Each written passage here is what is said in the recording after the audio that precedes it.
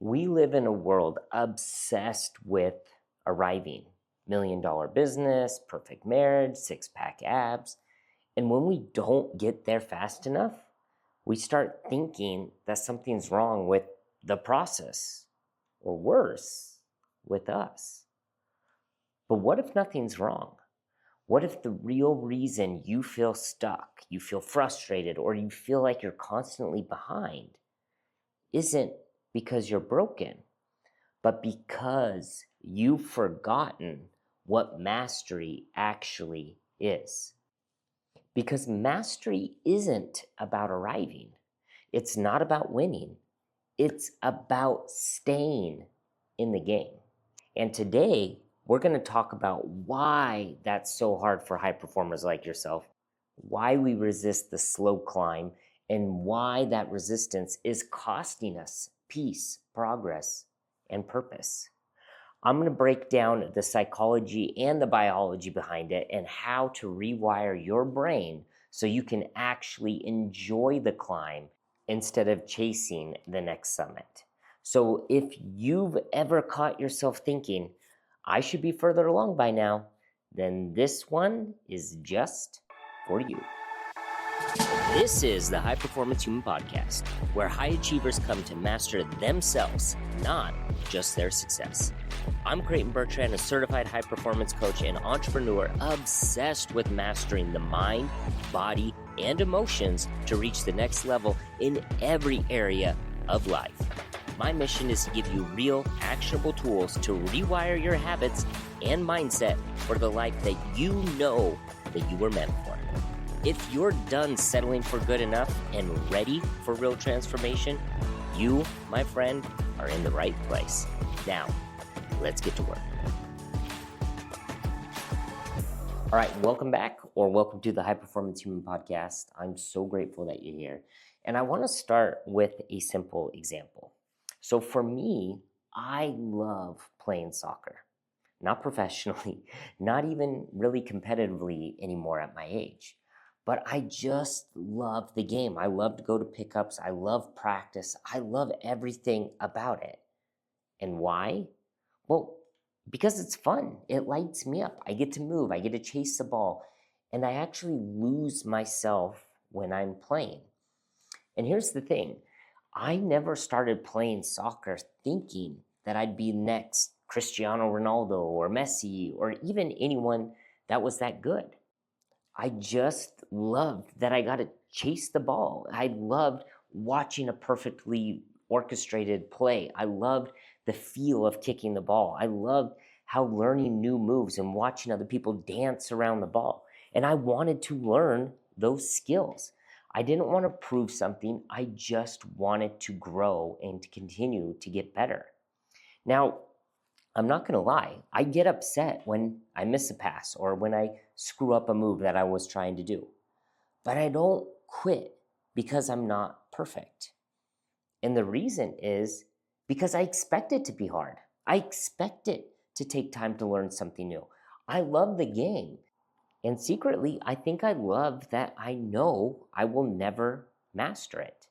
And that right there is what we forget when it comes to everything else in life. And I'm talking about myself included. in our businesses, in our marriage, in our health, we expect perfection. And when it doesn't show up fast, we bounce, we blame, we chase the next shiny thing.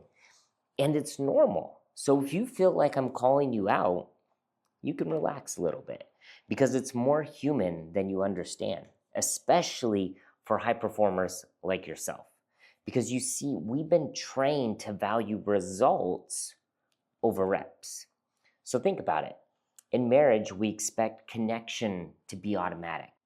And when it's not, we fantasize about someone new instead of mastering communication, presence, and repair what's broken. And in business, we grind for millions to one day sit on a beach so that we can finally do nothing. Even though biologically we are wired for growth, not for retirement. And in health, we want the six packs, but we want it without the discipline. But I can guarantee if you woke up tomorrow with the perfect body, you'd still be empty because you didn't earn it. You see, we've been sold a lie. We've been sold the lie that mastery actually has an endpoint. But here's the real truth. Mastery is the decision to surrender the outcome. That means give it up and actually commit to the process. And if you don't believe me, well, let me sprinkle a little science on you here, because you see there's a psychologist, Mihai Csikszentmihalyi. Yes, that's a real name, and I actually did say it right. Well, he studied what actually creates fulfillment. And it's amazing because this is what he found. He said that the best moments in our lives are not the passive, relaxing times. The best moments usually occur when a person's body or mind is stretched to its limits in a voluntary effort to accomplish something difficult and worthwhile. So pause for a second and think about that. Can you name one of the greatest moments in your life that was just handed to you? Or were they the ones that you earned? They're probably the ones that cost you something. Because you see, you're not happiest when you arrive. You're happiest when you're immersed in the climb. And biologically, that's not a fluke. It's actually how your brain is wired. Because your dopamine system doesn't light up when you achieve. It lights up during the pursuit.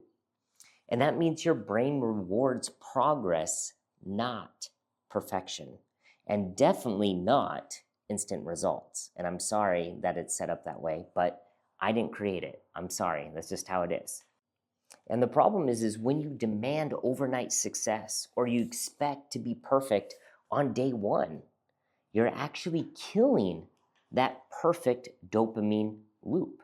You're training your brain to believe that trying without winning is actually failure. And what happens next? Well, you probably hesitate, or you avoid, or you just give up entirely. But if you can reframe it, if you focus on the process, well, now failure becomes feedback and obstacles become your training ground. And every rep, every misstep, it actually fuels the next one because you're not failing.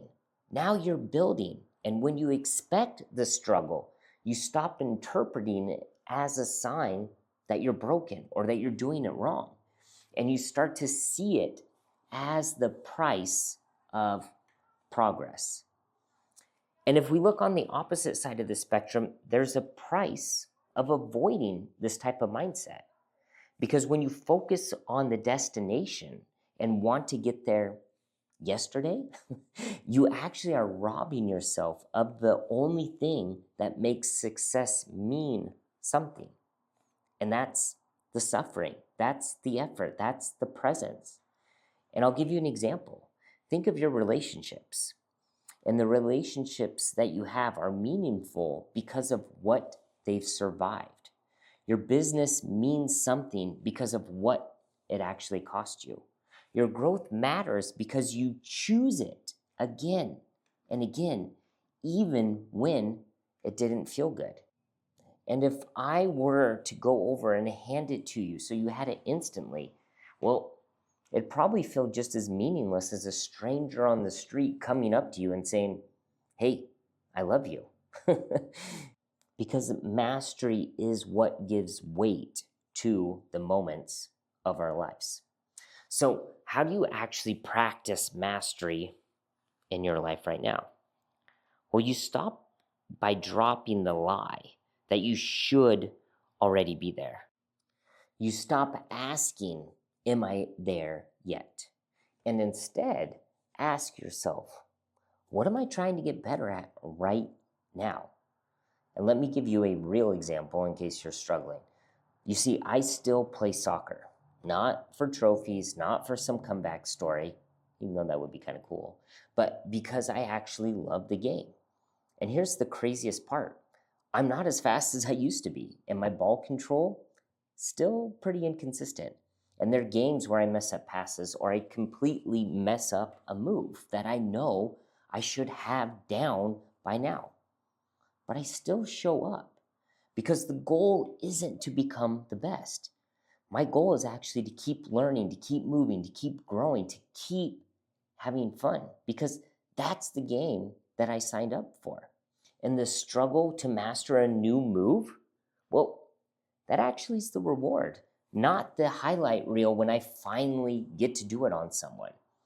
But it's the hours, the effort, and the showing up every single day when no one else is watching. Because real commitment to mastery isn't about arriving, it's about returning again and again, even when it's hard, especially when it's hard.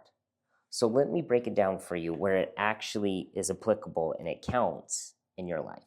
Let's start with your marriage. Can you sit down every Friday, even if the vibe is off, even if it's awkward?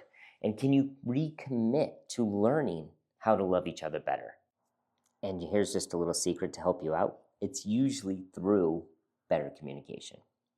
And in your business, can you keep showing up this week? Can you stop chasing a viral moment or a windfall payday? But can you actually start to fall in love with the skill that you're building? And here's the next question. Do you even know what that skill is? If not, good, because that's where you should be starting. And in your health, can you train yourself today? Not just for aesthetics, not just for numbers, but because you want to honor your body with movement, because that's how you show discipline and respect to yourself and show up for your family. And how about in parenting? Can you read that bedtime story, even when you're tired, even if you just want to Netflix and chill? Can you show up and commit to doing the voices? Because it's not about being perfect. It's about being a present parent. Because you see, mastery isn't something that you achieve. It's something that you practice. It's a mindset. It's a discipline. It's a way of living. It's not, I'll be fulfilled when I get there. It's, I'm fulfilled because I'm here, showing up today. And when you finally can flip that switch, oh my goodness, that's when you stop dreading the obstacles and you start actually chasing them, because they are the game. The struggle is the path, and the rep, you learn that that is the actual win. So here's your challenge this week. I want you to pick one area of your life where you feel like you've been frustrated, that you're not there yet. I want you to take a moment and pause. I want you to name it. And now I want you to shift the frame that you have towards it. And instead of asking, why am I not there yet? I want you to ask, what does it look like to stay in the game today? What is the skill that I'm actually trying to learn? And when the urge to chase the results kick in, because it's gonna, I want you to pause and reframe it again.